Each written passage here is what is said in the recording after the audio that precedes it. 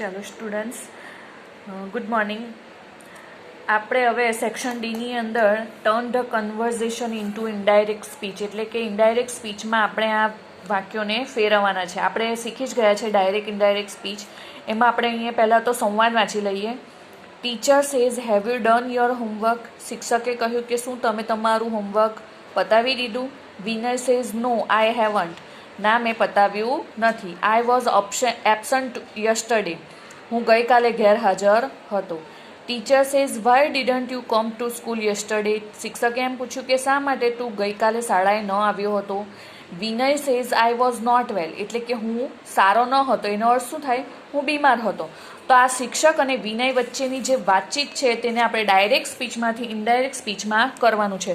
હવે direct સ્પીચમાંથી indirect સ્પીચમાં ફેરવીએ ત્યારે આપણે ચાર પ્રકારના વાક્યો શીખેલા. પહેલાં તો એસર્ટિવ સેન્ટન્સ એટલે વિધાન વાક્યને કઈ રીતે ઇનડાયરેક્ટમાં ફેરવવાનું. પછી શીખ્યા હતા ઇમ્પરેટિવ સેન્ટન્સ એટલે આજ્ઞાર્થ વાક્યને કઈ રીતે ઇનડાયરેક્ટમાં ફેરવવાનું. પછી એક્સક્લેમેટરી અને લેટ્સવાળા વાક્યો શીખેલા. અને ઇન્ટ્રોગેટિવ એટલે પ્રશ્નાર્થ વાક્ય શીખેલા. તો આ ચાર પ્રકારના વાક્યો આપણે શીખ્યા હતા. તેમાંથી આ પહેલું વાક્ય છે, have you done your homework, એટલે કે પ્રશ્નાર્થ વાક્ય છે. હવે પ્રશ્નાર્થ વાક્યને ઇનડાયરેક્ટ સ્પીચમાં ફેરવવાનું છે. તો કોની વચ્ચે વાતચીત છે? વિનય અને ટીચરની વચ્ચે. તો કેવી રીતે ઇનડાયરેક્ટ બનશે જુઓ.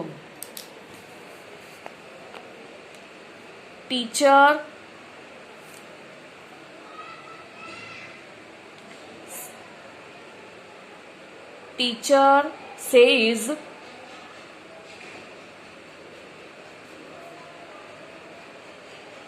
ટીચર ટેલ્સ વિનય.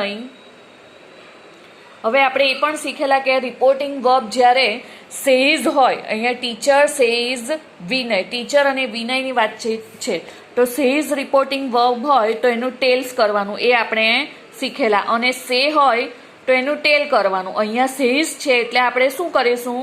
ટેલ્સ કરીશું. બરાબર?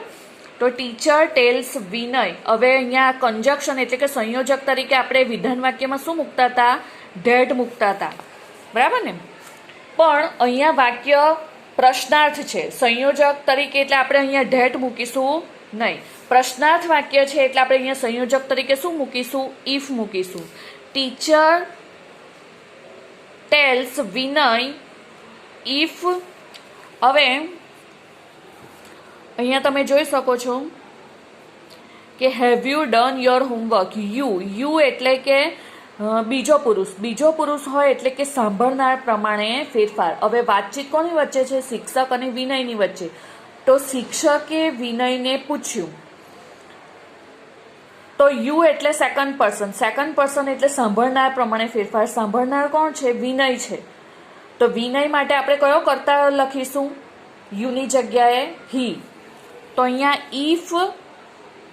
ઇફ હી, હેવનું શું થશે? હેડ થશે. If he head done.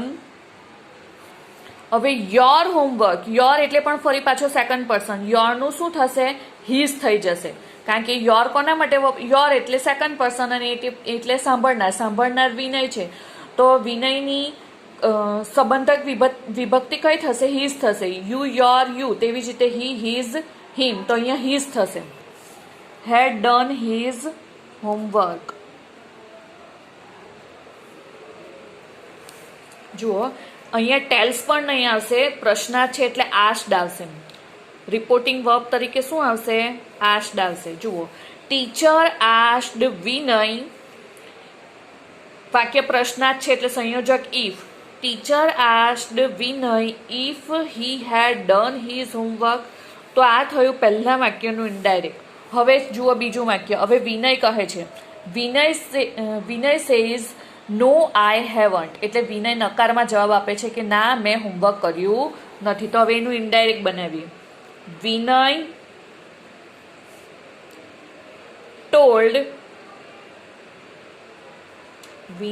Told teacher that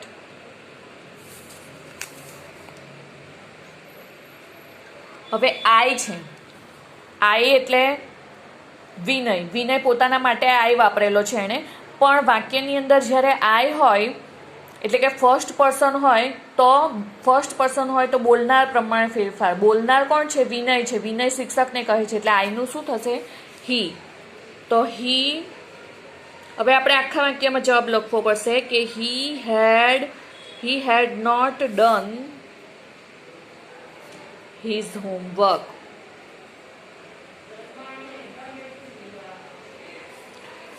ફરી પાછું એ અંદર જ વાક્યમાં કહે છે કે આઈ વોઝ એબસન્ટ યસ્ટરડે, એટલે આપણે શું લખવું પડશે? એન્ડ એડેડ ધેટ આઈનું શું થશે? હી. વોઝનું શું થશે? હેડ બીન. મેં તમને ક્રિયાપદોમાં ફેરફાર શીખવેલો જ હતો કે જ્યારે ડાયરેક્ટ સ્પીચમાં વોઝ હોય તો ઇનડાયરેક્ટ સ્પીચમાં એનું વોઝ, ડાયરેક્ટ સ્પીચમાં વોઝ વર હોય તો ઇનડાયરેક્ટ સ્પીચમાં એનું હેડ બીન થઈ જાય. બરાબર? તો હી હેડ બીન એબસન્ટ. હવે યસ્ટરડેનું શું થશે? The previous day.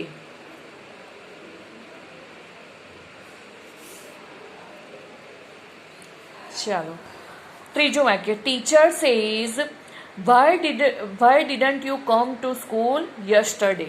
તો આનું આપણે લખીશું ટીચર આસ્ક્ડ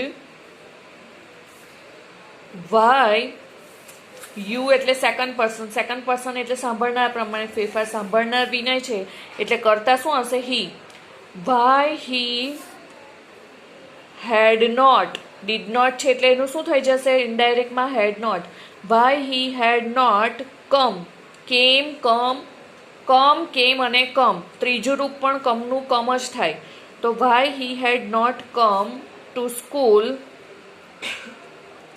યસ્ટરડેનું શું થશે? The previous day. ચાલો, હવે વિનય કહે છે આઈ વોઝ નોટ વેલ. તો વિનય રિપ્લાઇડ, જવાબ આપે છે ને વિનય શિક્ષકને, એટલે આપણે શું લખવું પડશે? Replied. Vinay replied teacher that he had been not well. was છે એનું had been થઈ જશે. he had been not well એટલે કે સારો ન હતો. તો આ પ્રમાણે તમારે ડાયરેક્ટ સ્પીચમાંથી ઇનડાયરેક્ટ સ્પીચની અંદર કન્વર્ટ કરવાનું છે. આ જે મેં પેપર પ્રમાણે તમને મોડલ પેપર પ્રમાણે કરાવ્યું છે એ બધું તમારે તમારી નોટબુકમાં લખી લેવાનું છે. હવે જોઈશું આગળ. Write the proper questions to get the underline parts as there answers. હવે આપણે શીખવેલું જ છે તમને ફ્રેમ ધ ક્વેશ્ચન્સમાંથી, એટલે કે જે અંડરલાઇન કરેલો પાર્ટ્સ હોય તેને તમારે પ્રશ્નમાં પૂછવાનો નથી. There are 12 books in the cupboard. હવે અંડરલાઇન કરેલો પાર્ટ્સ એ પ્રશ્નમાં આવવો જોઈએ નહીં. આનું ગુજરાતી શું થશે? તો કે કબાટની અંદર 12 ચોપડીઓ છે. હવે જ્યારે સંખ્યા વિશે માહિતી મેળવવી હોય ત્યારે મેં તમને શીખવેલું કે સંખ્યા વિશે જાણકારી મેળવવી હોય તો હાઉ મેનીથી પ્રશ્ન પૂછવાનો, અને કોઈ દ્રવ્ય અથવા જથ્થા વિશે માહિતી મેળવવી હોય તો હાઉ મચથી પ્રશ્ન પૂછવાનો. અહીંયા 12 એ આપણને બતાવે છે કે સંખ્યા છે એટલે આપણે શાનાથી પ્રશ્ન પૂછીશું? હાઉ મેનીથી. તો આપણને 4 ઓપ્શન આપ્યા છે, એમાંથી એક છે હાઉ લોંગ, બીજું છે હાઉ મેનીથી, ત્રીજું હાઉ મચથી છે અને ચોથું છે હાઉ ફાર. તો કયું આવશે? How many. How many books are there in the cupboard, એટલે બી આન્સર સાચો છે. ચાલો હવે આગળ પ્રશ્ન જોઈએ. There is no milk in the can. કેનની અંદર દૂધ નથી. હવે દૂધ વિશે પ્રશ્ન પૂછવાનો છે એટલે કે જથ્થો, દ્રવ્ય દર્શાવે. હવે દ્રવ્ય વિશે પ્રશ્ન પૂછવાનો હોય તો શાનાથી પૂછીએ છીએ આપણે? હાઉ મચથી. તો અહીંયા 4 પ્રશ્નો આપેલા છે. વોટથી આપેલો છે, હાઉ મચથી, પછી પાછો વોટથી અને છેલ્લો છે હાઉથી. તો આપણે શાનાથી પ્રશ્ન પૂછીશું? હાઉ મચથી. એટલે આમાં પણ બી આન્સર સાચો છે. How much milk is there in the can. બરાબર? મતલબમાં અંડરલાઇન કરેલો પાર્ટ્સ પ્રશ્નમાં આવવો જોઈએ નહીં, અને તેના વિશે જ આપણે પ્રશ્ન પૂછવાનો હોય છે. આગળ પ્રશ્ન જોઈએ. The journey two Rajkot is 4 hours. રાજકોટની મુસાફરી કરતા 4 કલાક લાગે છે. ચાલો, તો હવે સમય આપેલો છે. અહીંયા સમય વિશે પ્રશ્ન પૂછવો હોય તો આપણે હાઉ ફાર અને હાઉ લોંગથી શીખી ગયેલા.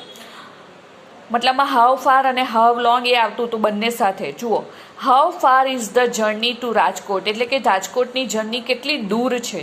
જ્યારે અંતર વિશે પ્રશ્ન પૂછવો હોય ત્યારે આપણે હાઉ ફારથી પ્રશ્ન પૂછીએ છીએ.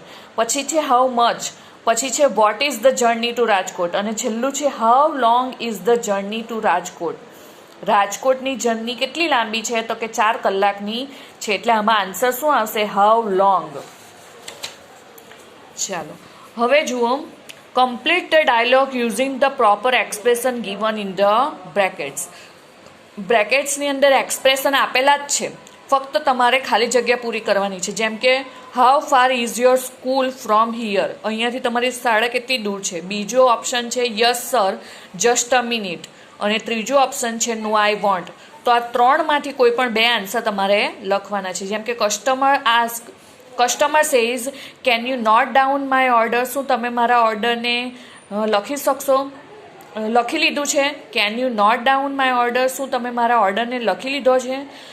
તો શોપકીપર સેઝ બ્લેન્ક, તો શોપકીપર શું કહેશે? ચાલો કયો આન્સર આવશે આ 3માંથી?